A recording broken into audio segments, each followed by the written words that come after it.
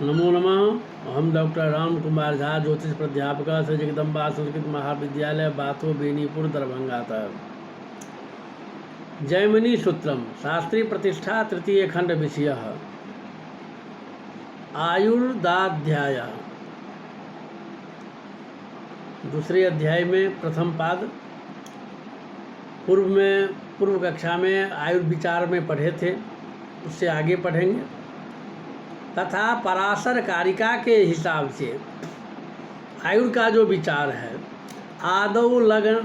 आदौ लग्नाष्टमेशाभ्याम योग मेकम विचिंतयेत, जन्म होरा विलग्नाभ्याम द्वितीयम परिचिंतयेत, तृतीयम शनि चंद्राभ्याम चिंतयेत तो द्विजोत्तम, योगत्रयेण योगाभ्याम सिद्धम यद्ग्राह्यमेव तत्, योगत्रय विसंवादे लग्न होरा विलग्नतः लग्ने वा सप्तमे चंद्रे चिंतयेत मंद चंद्रतः। स्पष्टार्थ है, उपरोक्त दीर्घायु आदि योग समझ के लिए सरल प्रकार चरे से कहते हैं। चरे चर स्थिर द्वंदा, स्थिरे द्वंद चर स्थिरा, द्वंदे स्थिर द्वंद चरा, दीर्घ मध्याल्पकाष्ठ क्रमात्।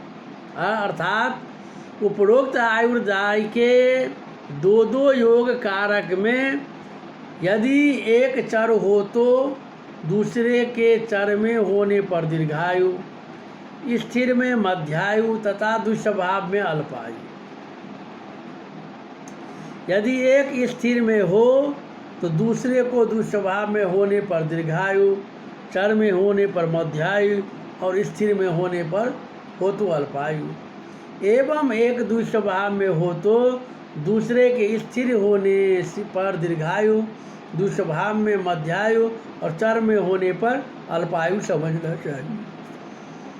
उपरोक्त तीनों योग के अनुसार दीर्घ मध्य अल्पायु की भी तीन भेद होते हैं।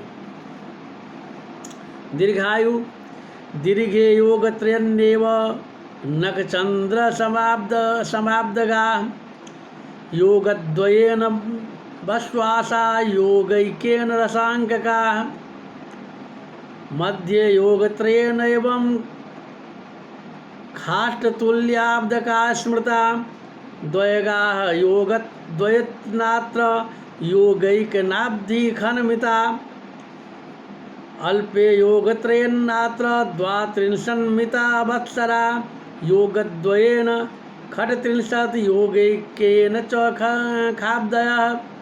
अर्थात तीनों प्रकार से दीर्घायु में 120 वर्ष, दो प्रकार से दीर्घायु में 108 वर्ष और एक प्रकार से दीर्घायु में 96 वर्ष की होती हैं।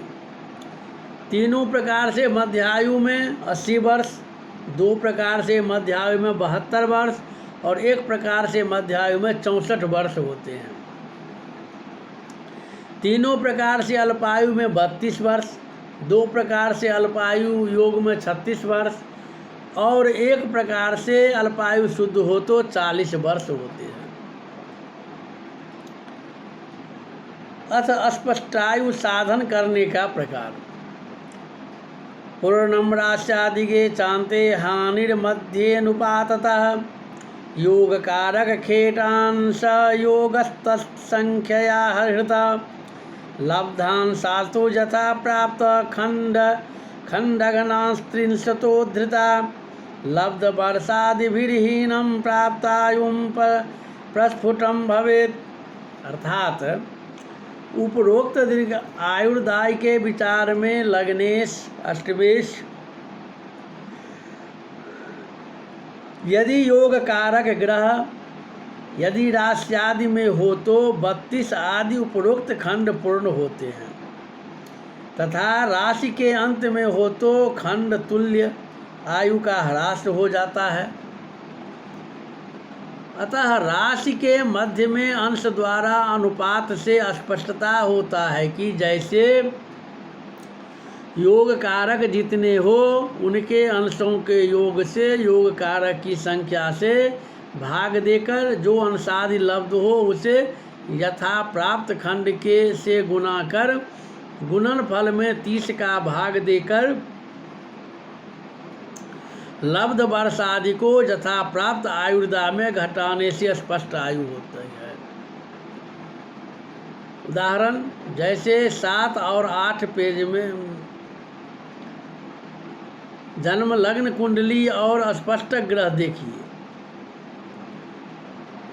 पहले प्रकार में लग्नेश शुक्र और अष्टमेश शुक्र, लग्नेश शुक्र और अष्टमेश शुक्र ही है, वह दुस्वभाव राशि में है, इसीलिए तृतीय सूत्रानुसार मध्यायु योग हुआ। दूसरे प्रकार चंद्रमा चर में और शनि स्थिर में है, इसीलिए तृतीय सूत्रानुसार मध्यायु योग हुआ।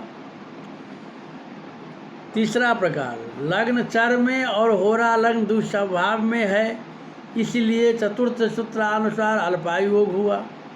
तो यहाँ एक प्रकार से अल्पायु और 2 प्रकार से मध्यमायु योग होने के कारण मध्यमायु योग ही सिद्ध हुआ। तथा योग कारक तो लग्नेश शुक्र, अष्टमेश शुक्र, चंद्रमा और शनि, इनके राशियों को छोड़कर अंशादि के योग करने से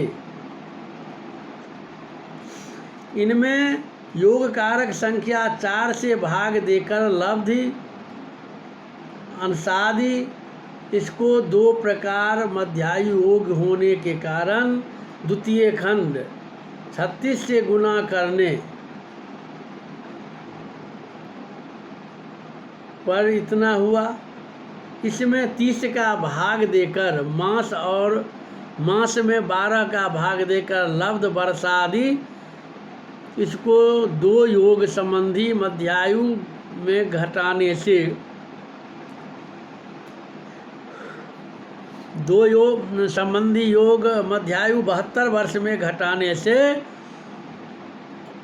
यह वर्षादि स्पष्ट आयु हुई।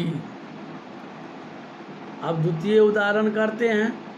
तो प्रथम लग्न होरा लग्न, लग्नेश चंद्र, अष्टमेश शनि, पूर्व कुंडली के अनुसार और स्पष्ट सूर्य।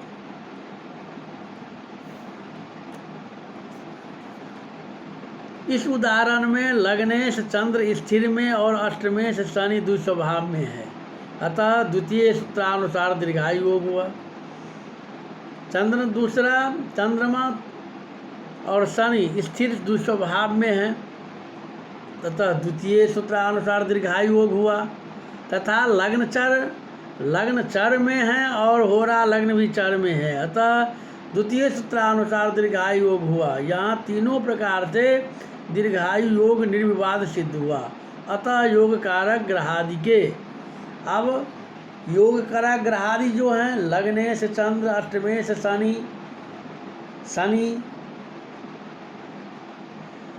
चंद्र लग्न, होरा लग्न, राशि को छोड़कर अंशों को योग करने से इसमें योग कारक संख्या 6 से भाग देकर लब्ध अंशादि